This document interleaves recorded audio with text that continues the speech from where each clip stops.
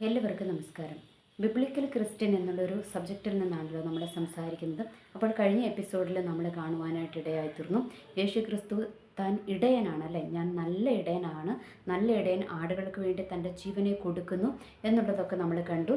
നിങ്ങൾക്ക് ജീവൻ ഉണ്ടാകുവാനും അത് സമൃദ്ധിയായി നൽകുവാനുമാണ് ഞാൻ വന്നിരിക്കുന്നതെന്നുള്ള യേശു ക്രിസ്തുവിൻ്റെ ആ ഒരു മഹത് സന്ദേശവും ആ ഒരു മഹത് വാക്തത്വവും ഒക്കെ നമ്മൾ കേൾക്കുവാനിടയായിത്തീർന്നു അല്ലേ. ഇനി അതിനുശേഷം ഇങ്ങോട്ട് വരുമ്പോൾ നമ്മൾക്ക് കാണുവാനായിട്ട് കഴിയും, യേശു ക്രിസ്തു ബെഥാനിയ എന്ന് പറയുന്ന ഒരു സ്ഥലത്തോട്ട് പോവുകയാണ്. അപ്പോൾ അവിടെ യേശു ക്രിസ്തു പോകുന്നതിൻ്റെ ഒരു കാരണമുണ്ട്. യേശു ക്രിസ്തു സ്നേഹിച്ചിരുന്ന, യേശു ക്രിസ്തുവിൻ്റെ സ്നേഹിതനായ ഒരു മനുഷ്യൻ അവിടെ ഉണ്ടായിരുന്നു. ആ മനുഷ്യൻ്റെ പേര് ലാസർ എന്നാണ്. അദ്ദേഹത്തിൻ്റെ രണ്ട് പെങ്ങന്മാരുണ്ട്. അവരുടെ പേര് മറിയ, മാർത്ത എന്നാണ്. ഇങ്ങനെ ഇവർ 3 പേര് താമസിക്കുന്ന ആ വീട്ടിലോട്ട് പോവുകയാണ്. അപ്പോൾ യേശു ക്രിസ്തു അവിടത്തേക്ക് പോകുവാനൊരു കാരണമുണ്ട് കേട്ടോ. ഈ ലാസർ മരിച്ചുപോയി. അപ്പോൾ അതിനു മുൻപേ ഈ ലാസർ രോഗിയായി കിടന്ന സമയത്തെ യേശുക്രിസ്തുവിന് അറിവ് കിട്ടിയിരുന്നു, നിൻ്റെ സ്നേഹിതനായ ലാസർ ഇങ്ങനെ രോഗിയായിട്ട് കിടക്കുകയാണ് എന്ന് പറഞ്ഞു. അപ്പോൾ യേശുക്രിസ്തു പോയില്ല. കാരണം എന്താണെന്നറിയാമോ, യേശുക്രിസ്തുവിന് അവിടെ ഒരു വലിയ ശുശ്രൂഷ ചെയ്തെടുക്കുവാനുണ്ടായിരുന്നു. അപ്പോൾ അതുകൊണ്ട് യേശുക്രിസ്തു രോഗിയാണ് ലാസർ എന്ന് അറിഞ്ഞ സമയത്ത് അങ്ങോട്ട് പോയില്ല. ഓക്കെ, അത് കഴിഞ്ഞ് ലാസർ മരിച്ചു കഴിഞ്ഞപ്പോഴാണ്, ലാസർ മരിച്ചിട്ട് 3 ദിവസമായി. അപ്പോൾ ആ 3-ാമത്തെ ദിവസമാണ് യേശുക്രിസ്തു എങ്ങോട്ട് പോകുന്നത്, ഈ ലാസറിൻ്റെ വീട്ടിലോട്ട് പോകുന്നത്. അപ്പോൾ യേശുക്രിസ്തു വരുന്നു എന്ന് കണ്ടപ്പോഴത്തേനും അവിടെ കരഞ്ഞുകൊണ്ടിരുന്ന മർത്ത ആദ്യം ഓടി വന്ന് യേശുക്രിസ്തുവിനെ കണ്ട് എതിരേറ്റു. അത് കഴിഞ്ഞ് ചെന്നിട്ട് മറിയയോട് പറഞ്ഞു, എടീ തേണ്ട യേശുക്രിസ്തു വന്നിരിക്കുന്നു എന്ന് പറഞ്ഞു. അപ്പോൾ പുള്ളിക്കാരത്തെയും വേഗം കരഞ്ഞുകൊണ്ട് പോയി. അപ്പോൾ ഇവർ വിചാരിച്ചു, അവിടെ നിന്ന് ഒത്തിരി യഹൂദന്മാരൊക്കെ അവിടെ നിൽക്കുന്നുണ്ടായിരുന്നു. അപ്പോൾ അവരൊക്കെ വിചാരിച്ചു ഇവരെ ആശ്വസിപ്പിക്കാൻ വന്നവരാ. അപ്പോൾ അവർ വിചാരിച്ചു ഇവിടെ ഇനിയും കല്ലറയിലോട്ട് ഓടി കരയുവാൻ പോവുകയാണെന്ന് വിചാരിച്ച് ഇവരും പുറകെ ചെന്ന് നോക്കുമ്പോൾ ആരാണ് വന്നിരിക്കുന്നത്, യേശുക്രിസ്തുവിൻ്റെ ലാസറിൻ്റെ സ്നേഹിതനായ യേശുക്രിസ്തുവാണ് വന്നിരിക്കുന്നത്. ഓക്കെ, യേശുക്രിസ്തു വന്നിട്ട് അവിടെ വന്നു. അപ്പോൾ ഈ സഹോദരിമാർ അവിടെ നിന്ന് കരഞ്ഞും പദം പറഞ്ഞും യേശുക്രിസ്തുവിനോട് പറയുകയാണ്, നീ ഇവിടെ ഉണ്ടായിരുന്നെങ്കിൽ ഞങ്ങളുടെ സഹോദരൻ മരിക്കത്തുണ്ടായിരുന്നില്ല, ഞങ്ങൾക്ക് ആകെ ഉണ്ടായിരുന്നൊരു ആൺതരിയാണ്, അത് പോയി എന്നൊക്കെ പറഞ്ഞ് ഇവരിങ്ങനെ പദം പറഞ്ഞ് കരച്ചിലാണ്. അപ്പോൾ യേശുക്രിസ്തുവിന് ഇവരുടെ കരച്ചിലും അവരുടെ കരച്ചിൽ കണ്ടിട്ട് അവിടെ കൂടി നിന്ന ഈ എന്താ പറയുക യഹൂദന്മാരുടെ കരയുന്നതും ഒക്കെ കണ്ടപ്പോഴത്തേക്ക് യേശുക്രിസ്തുവിന് അങ്ങ് ആകെപ്പാടെ സങ്കടമായി. യേശുക്രിസ്തു അങ്ങ് കരഞ്ഞുവെന്ന് നമ്മൾക്കിവിടെ കാണുവാനായിട്ട് കഴിയും. അപ്പോൾ ഇവിടെ നിങ്ങൾ ചോദിക്കും, യേശുക്രിസ്തു ദൈവമല്ലേ, എന്തിനാണ് കരയുന്നതെന്ന്. പക്ഷേ യേശുക്രിസ്തു എന്തിനായിരുന്നു വന്നത്, ഈ ലോകത്തിലേക്ക് വന്നത് മനുഷ്യപുത്രനായിട്ട് അതിൽ അവതരിച്ചതും മനുഷ്യനായിട്ട് നമ്മളെ ജീവിച്ച് കാണിച്ചു. എന്ന് വെച്ചാൽ മനുഷ്യൻ്റെ വികാരങ്ങളും വിചാരങ്ങളും ഒക്കെ ദൈവത്തിനുണ്ട്. അതിനെയൊക്കെ എങ്ങനെ കൈകാര്യം ചെയ്യണം, അതിനെയൊക്കെ എങ്ങനെ ജയിക്കണം, ഒരു മനുഷ്യന് അതിന് സാധിക്കുമെന്നുള്ളത് കാണിച്ചു തരുവാൻ വേണ്ടിയിട്ടാണ് യേശുക്രിസ്തു ഈ ലോകത്തിലേക്ക് വന്നത്. ഓക്കെ, അപ്പോൾ അതുകൊണ്ട് യേശുക്രിസ്തു എന്ത് ചെയ്തു, യേശുക്രിസ്തു കരയുവാനിടയായി തീർന്നു. ഓക്കെ, അപ്പോൾ ഇത് യേശുക്രിസ്തു കരയെന്ന് കണ്ടപ്പോഴത്തേക്കും അവിടെ നിന്നിരുന്ന ആൾക്കാരൊക്കെ ചോദിച്ചു, ഇവൻ എന്തിനാണ് ഇപ്പം കരയുന്നത്, ഈ പുള്ളിക്ക് നേരത്തെ വന്നിരുന്നെങ്കിൽ ഈ പുള്ളിനെ ഉയർപ്പിക്കുവാൻ പറ്റുമായിരുന്നല്ലോ, അല്ലെങ്കിൽ മരണത്തിന് വിട്ടുകൊടുക്കാതെ സൗഖ്യമാക്കുവാൻ കഴിയുമായിരുന്നല്ലോ, ഇനിയും പുള്ളിക്ക് കഴിയുമല്ലോ, മരിച്ചവരെ ഉയർത്തെഴുന്നേൽപ്പിക്കാനൊക്കെ കഴിയുമല്ലോ, പുള്ളി അതങ്ങ് ചെയ്താൽ പോരെ എന്നൊക്കെ പറഞ്ഞുകൊണ്ട് ഇവർ ക്രിട്ടിസൈസ് ചെയ്യാൻ വേണ്ടിയിട്ട് കുറച്ച് ആൾക്കാർ യഹൂദന്മാർ അവിടെ നിൽക്കുന്നുണ്ടായിരുന്നു. ഓക്കെ, എന്തായാലും യേശുക്രിസ്തു അവരെ ആരെയും നോക്കിയില്ല. യേശുക്രിസ്തു ആരെയാ നോക്കിയത്, ആ കരഞ്ഞുകൊണ്ടിരുന്ന സഹോദരിമാരെ നോക്കിയല്ലേ. അവരെ നോക്കിയിട്ട് യേശുക്രിസ്തു എന്താ വെച്ച് അവനെ അടക്കിയത് എവിടെയാണെന്ന് ചോദിച്ചു. അന്നേരം അവർ കാണിച്ചു കൊടുത്തു, ഇന്ന സ്ഥലത്ത് അടക്കിയിരിക്കുന്നത്. അപ്പോൾ ഇവർ സഹോദരിമാർ പറഞ്ഞു, എൻ്റെ കർത്താവ് ഇപ്പം അങ്ങോട്ട് പോകേണ്ട, അടക്കിയിട്ട് 3 ദിവസമായി, ഇപ്പോൾ വല്ലാതെ നാറ്റം പിടിച്ചിരിക്കുന്ന അവസ്ഥയായിരിക്കും, അതുകൊണ്ട് അങ്ങോട്ട് പോകണ്ട എന്ന് പറഞ്ഞു. അപ്പോൾ യേശുക്രിസ്തു അവരോട് ചോദിച്ചു, വിശ്വസിച്ചാൽ നീ ദൈവത്തിൻ്റെ മഹത്വം കാണുമെന്ന് അവരോട് പറഞ്ഞു. ആരോടാ പറഞ്ഞ്, ആ സഹോദരിമാരോടാ പറഞ്ഞു, വേറെ ആരോടും ചോദിച്ചില്ല കേട്ടോ. അവരുടെ വിശ്വാസം യേശുക്രിസ്തുവിന് ആവശ്യമുണ്ടായിരുന്നില്ല. പക്ഷേ ആര് വിശ്വസിക്കണമായിരുന്നു, ഈ സഹോദരിമാർ വിശ്വസിക്കണമായിരുന്നു, അവർക്ക് വേണ്ടിയിട്ട് അത്ഭുതം ചെയ്യുന്നല്ലേ. അപ്പോൾ യേശുക്രിസ്തു അവരോട് പറഞ്ഞു, നിങ്ങൾ വിശ്വസിച്ചാൽ ദൈവത്തിൻ്റെ മഹത്വം കാണുമെന്ന് പറഞ്ഞു. അപ്പോൾ ഇവർ പറഞ്ഞു, ഞങ്ങൾ വിശ്വസിക്കുന്നു എന്ന് പറഞ്ഞു. ഓക്കെ, അപ്പോൾ യേശുക്രിസ്തു എന്ത് ചെയ്തു, അവിടെ ചെന്ന് അവനെ അടക്കിയിരിക്കുന്ന കല്ലറയുടെ കല്ല് ഉരുട്ടി മാറ്റുവാൻ പറഞ്ഞു. അവിടെ ഉരുട്ടി മാറ്റി കഴിഞ്ഞിട്ട് യേശുക്രിസ്തു എന്ത് പറഞ്ഞു, ലാസറെ പുറത്തു വരിക എന്ന് കൽപ്പിച്ചു. അപ്പോൾ ലാസർ പുറത്തു വന്നു എന്ന് നമ്മൾക്ക് കാണാം അല്ലേ. അപ്പോൾ പക്ഷേ അവൻ്റെ എന്തുണ്ടായിരുന്നു, മരിക്കുമ്പോൾ അടക്കുന്ന ആ ഒരു അവരുടെ എന്താ പറയുക കാലും കൈയും ഒക്കെ ബന്ധിച്ചിട്ടിട്ടുണ്ടായിരുന്നു. നമ്മൾ കെട്ടുന്നതിനൊക്കെ നമ്മൾ ഇന്നത്തെ കാലത്തും അങ്ങനെയാണല്ലോ, ഈ കാല് ഒക്കെ നമ്മളിങ്ങനെ കെട്ടുമല്ലേ, അങ്ങനെ മൂക്കിൽ പഞ്ഞി വെക്കും, അങ്ങനെയൊക്കെ നമ്മൾ ചെയ്യുമല്ലോ എന്ന് പറയുന്നത് പോലെ യഹൂദന്മാർക്ക് കുറച്ച് ആചാരങ്ങളുണ്ടായിരുന്നു. അപ്പോൾ യേശുക്രിസ്തു പറഞ്ഞു, നിങ്ങൾ എന്ത് ചെയ്യണം, ഈ കെട്ടൊക്കെ അഴിക്കുക, എന്നിട്ട് അവനെ അവൻ പോട്ടെ എന്ന് പറഞ്ഞു. ഓക്കെ, എന്തായാലും അവിടെ നമ്മൾ എന്ത് കാണുകയാണ്, യേശുക്രിസ്തു ലാസറിനെ മരിച്ചവരിൽ നിന്ന് മരിച്ചിട്ട് 3 ദിവസമായി, അടക്കിയിട്ട് 3 ദിവസമായി അല്ലേ, അവിടെ നിന്ന് യേശുക്രിസ്തു എന്ത് ചെയ്തു, അവനെ ഉയർപ്പിച്ചു എന്നുള്ളത് നമ്മൾക്കതിനകത്ത് കാണുവാനായിട്ട് കഴിയും. ഓക്കെ, അപ്പോൾ ശിഷ്യന്മാരോട് പറയുന്നുണ്ട്, എന്താണ്, ശിഷ്യന്മാരോട് പറയുകയാണ്, അവൻ അതിന് മുന്നേ, ഇങ്ങോട്ട് വരുന്നതിന് മുന്നേ അവരോട് പറയുന്നുണ്ട്, എന്താണെന്നറിയാമോ, ഇവൻ മരിച്ചു കിടക്കുകയാണ്, അവനെ ഉയർപ്പിക്കാനാണ് നമ്മൾ പോകുന്നത്. എന്തിനു വേണ്ടിയിട്ടാണെന്നറിയാവോ? ദൈവം മരിച്ചവരിൽ നിന്ന് അവനെ ഉയർപ്പിച്ചുവെന്ന് കാണുന്ന ജനം വിശ്വസിക്കണം. ദൈവത്തിൻ്റെ ശക്തി എന്താണെന്നും ഞാൻ ദൈവപുത്രനാണ് എന്നും ഇവർ വിശ്വസിക്കണം, ജനം വിശ്വസിക്കണം.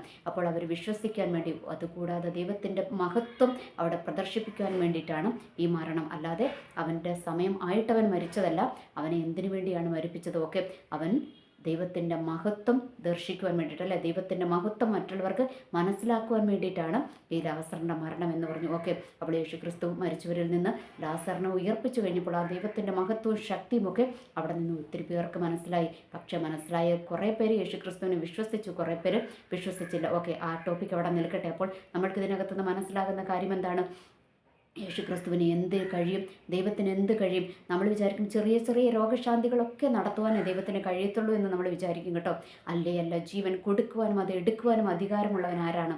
ദൈവത്തിനാണ്. യേശുക്രിസ്തുവിന് മാത്രമേ ജീവൻ കൊടുക്കുവാനും അത് എടുക്കുവാനും അധികാരമുള്ളൂ. ഓക്കെ, അതുകൊണ്ട് മരിച്ചവരെ പോലും ഉയർപ്പിക്കുന്ന ഒരു ദൈവമാണ് നമ്മളുടെ യേശുക്രിസ്തു എന്നുള്ള കാര്യം നമ്മൾ മറക്കാതിരിക്കുക. ഓക്കെ, മരിച്ചവരെ ഉയർപ്പിക്കുന്ന ഒരു ദൈവത്തെയാണ് നമ്മൾ ആരാധിക്കുന്നത്. ഓക്കെ, നമ്മളുടെ ആത്മീയ ജീവിതവും ഭൗതിക ജീവിതവും മരിച്ച പോലെ കിടക്കുകയാണെങ്കിൽ, ഈവൻ നമ്മളുടെ ജീവൻ ചിലപ്പോൾ നഷ്ടപ്പെട്ടിരുന്നാൽ പോലും നമ്മളെ രക്ഷപ്പെടുത്തുവാൻ, നമ്മളെ ഉയർപ്പിക്കുവാൻ കഴിയുന്ന ഒരു ദൈവമാണ് നമ്മൾ ആരാധിക്കുന്ന ദൈവം എന്നുള്ളതാണ് നമ്മൾക്ക് ഇതിനകത്തൂടെ മനസ്സിലാക്കി തരുന്നത്. ഓക്കെ, മരിച്ചവരെ ഉയർപ്പിക്കുന്ന ഒരു ദൈവം. ഓക്കെ, ഇനി അതിനുശേഷം നമ്മൾക്ക് അതിനകത്ത് കാണുവാൻ കഴിയുന്ന ഒരു കാര്യമുണ്ട്.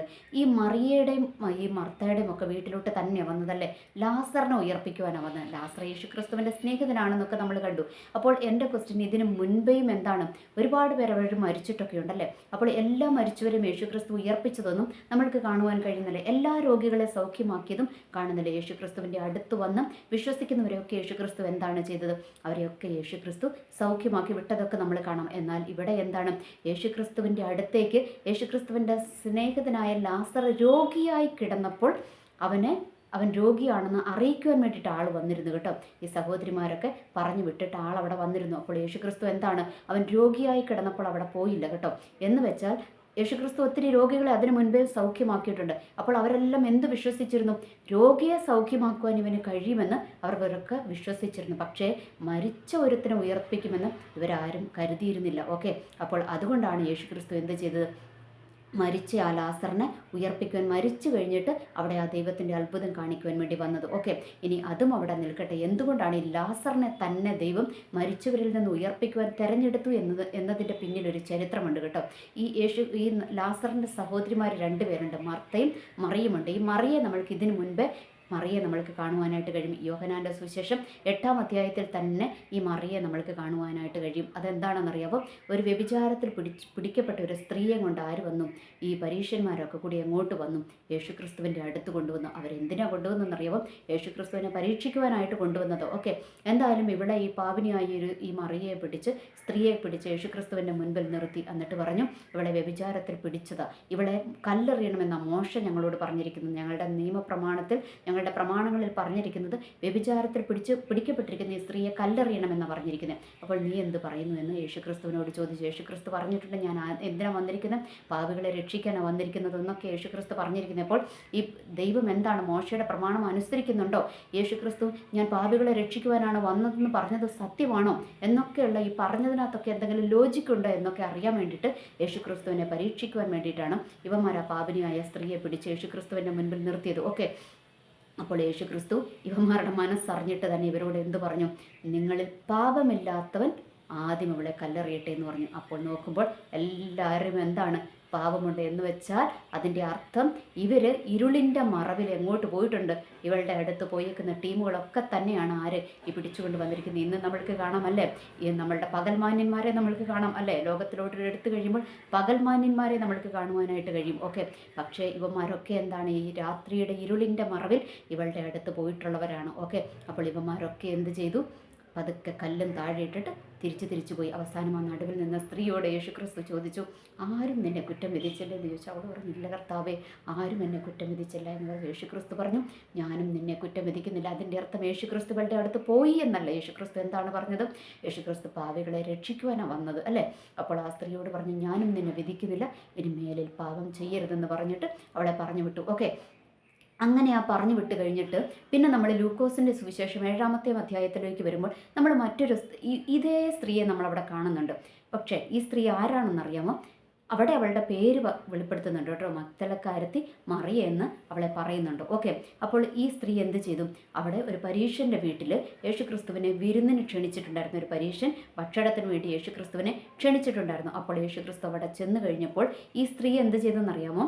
ഈ യേശുക്രിസ്തു അവിടെ ഉണ്ട് എന്നറിഞ്ഞപ്പോൾ ഇവളെന്ത് ചെയ്തു? ഇവളൊരു ഒരു കൽഭരണി നിറച്ച് സുഗന്ധ തൈലവുമായിട്ട് അങ്ങോട്ട് പോയി ആ വീട്ടിലോട്ട് പോയിട്ട് യേശുക്രിസ്തുവിൻ്റെ അടുത്ത് കാലിൻ്റെ ഇരുന്നിട്ട് ഈ സ്ത്രീ എന്ത് ചെയ്തെന്നറിയാമോ? അവിടെ ഇരുന്ന് കരഞ്ഞു. ഇവൾ കരഞ്ഞിട്ട് യേശുക്രിസ്തുവിൻ്റെ ഇവളുടെ കണ്ണുനീര് കൊണ്ട് യേശുക്രിസ്തുവിൻ്റെ കാൽപാദം കഴുകിയിട്ട് ഇവൾക്ക് ഒത്തിരി മുടിയുണ്ട് കേട്ടോ. ഇവൾ ആ മുടി കൊണ്ട് എന്ത് ചെയ്തു? യേശുക്രിസ്തുവിൻ്റെ കാല് തുടച്ചിട്ട് യേശുക്രിസ്തുവിനെ അവിടെ പരിമള തൈലം പൂശി എന്നുള്ളതൊക്കെ നമ്മൾക്കതിനടുത്ത് കാണുവാനായിട്ട് കഴിയും. ആ ഒരു വചനഭാഗത്തിൽ നമ്മൾക്ക് കാണുവാനായിട്ട് കഴിയും. അപ്പോൾ ഇവൾ എന്തിനായിരുന്നു അവിടെ വന്നത്?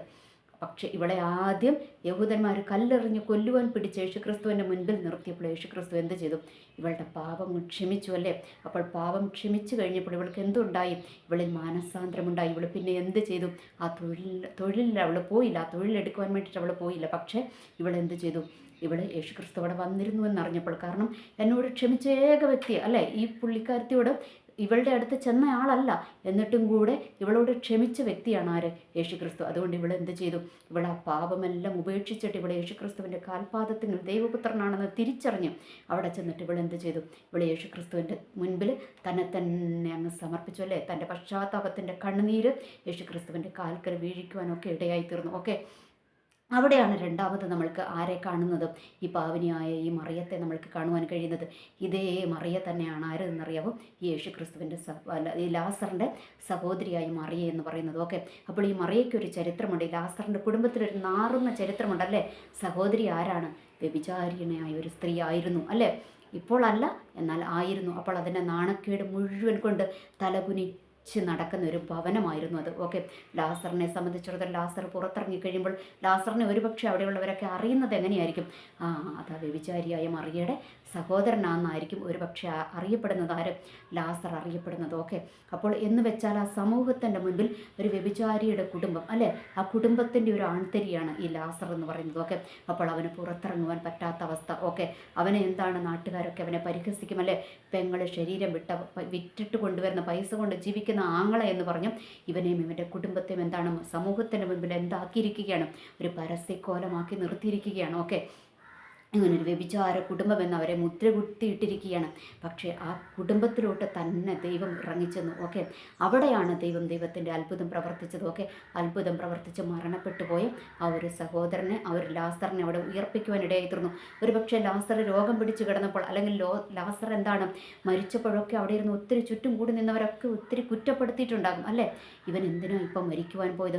അവൻ്റെ സഹോദരി ആരാണ്? അവൻ്റെ സഹോദരി വ്യഭിചാരിയാണ്. ആ വ്യഭിചാരത്തിൽ പിടിക്കപ്പെട്ട സ്ത്രീയാണ് അവൾ. അപ്പോൾ അവളുടെ പൈസ കൊണ്ടാണ് ഇവന് ജീവിക്കുന്നത്. ആ ഒരു ശാപം അല്ലെങ്കിൽ ആ ഒരു പാപമാണ് ഇവനെ രോഗിയാക്കിയത്, അല്ലെങ്കിൽ ഇവൻ മരിക്കുവാൻ ഇടയായി തീർന്നതെന്നൊക്കെ അവിടെ ചുറ്റും കൂടിയിരുന്ന യഹൂദന്മാരൊക്കെ ഒരു പക്ഷേ അവനെ എന്താക്കിയിട്ടുണ്ടാകും? അവിടെ അവനെ പരിഹസിച്ചിട്ടുണ്ടാകും, അവനെ കുറ്റം വിധിച്ചിട്ടുണ്ടാകും അല്ലേ?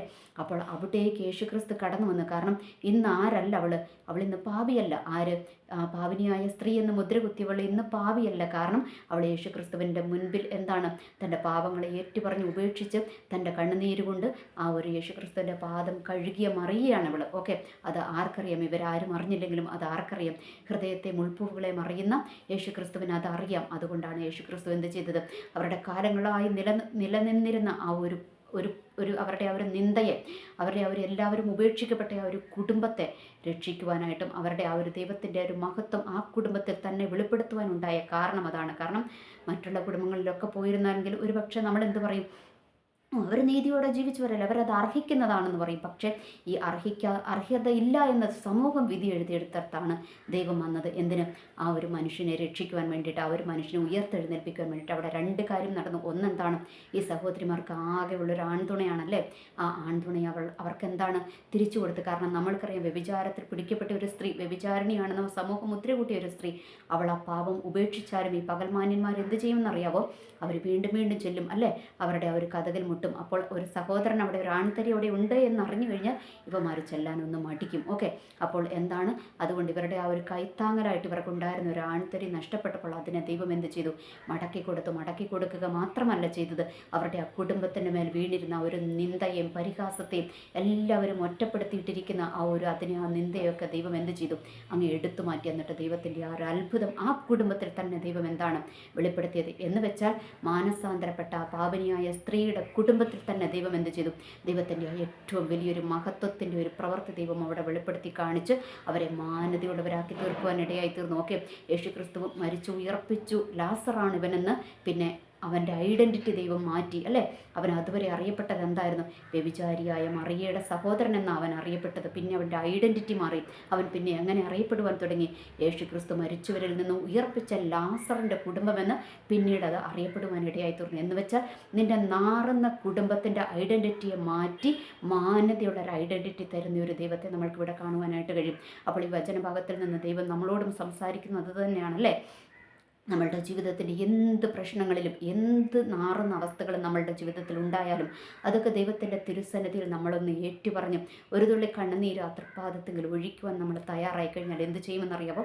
യേശുക്രിസ്തു നമ്മളുടെ പാപങ്ങളെയെല്ലാം ക്ഷമിച്ച് നമ്മളുടെ കുടുംബത്തിൻ്റെ ആ ഒരു എന്താ പറയുക, നമ്മളുടെ കുടുംബത്തിൽ ഒരുപക്ഷെ ഏതെങ്കിലും വിധത്തിൽ നമ്മളുടെ കുടുംബത്തിനൊരു ഇത് വന്നിട്ടുണ്ടാകും, ഒരു ദുഷ്പേര് വന്നിട്ടുണ്ടാകും അല്ലേ, അല്ലെങ്കിൽ ഒരു നാറ്റം വമിക്കുന്ന ഒരു പേര് നമ്മൾ സമൂഹത്തിൻ്റെ മുൻപിൽ നമ്മളുടെ കുടുംബത്തിന് വന്നിട്ടുണ്ടെങ്കിൽ, അല്ലെങ്കിൽ നമ്മൾക്ക് വന്നിട്ടുണ്ടെങ്കിൽ, നമ്മളുടെ ഒരു നാറുന്ന ഐഡൻറ്റിറ്റിയാണ് മറ്റുള്ളവരുടെ മുൻപിൽ ഉള്ളതെങ്കിൽ അതിനെ മാറ്റി നമ്മൾ യേശുക്രിസ്തുവിൻ്റെ പാദാതത്തെങ്കിൽ നമ്മൾ ഇരുന്ന് കഴിയുമ്പോൾ ആ ഒരു ഐഡൻറ്റിറ്റിയെ മാറ്റി നമ്മൾക്കൊരു നാറുന്ന ഐഡൻറ്റിറ്റിയെ മാറ്റി നമ്മൾക്ക് മഹത്വമുള്ള ഒരു ഐഡൻറ്റിറ്റി നമ്മൾക്ക് തരുവാൻ കഴിവുള്ള ഒരു ദൈവത്തെയാണ് നമ്മൾ ആരാധിക്കുന്നത് എന്നുള്ള കാര്യം നമ്മൾ മറക്കാതിരിക്കുക. അതാണ് ഇന്ന് ദൈവം നമ്മളോട് സംസാരിച്ചിരിക്കുന്നത്. ഓക്കെ, നമ്മളുടെ അവസ്ഥകൾ എന്തുമാകട്ടെ, നമ്മളുടെ നാറ്റം വമിച്ച അവസ്ഥയാകട്ടെ, അല്ലെങ്കിൽ നമ്മളുടെ നാറ്റം വമിച്ച നമ്മളുടെ ഐഡൻറ്റിറ്റി ആകട്ടെ, അതൊക്കെ മാറ്റി നമ്മളെ രക്ഷിക്കുന്ന ഒരു ദൈവമാണ് യേശുക്രിസ്തു എന്ന് നമ്മൾ മറക്കാതിരിക്കുക. ഓക്കെ, നമ്മൾ എത്രയും ചെയ്താൽ മതി. നമ്മൾ ആ ദൈവത്തിൻ്റെ തൃപ്പാദത്തെങ്കിൽ നമ്മളെ ഒന്ന് ഏൽപ്പിച്ചു കൊടുക്കുവാൻ നമ്മൾ തയ്യാറായി കഴിഞ്ഞാൽ എന്ത് ചെയ്യും? നമ്മളുടെ ഐഡൻറ്റിറ്റി വരെ അവൻ മാറ്റും കേട്ടോ. നമ്മളുടെ നാറുന്ന ഐഡൻറ്റിറ്റി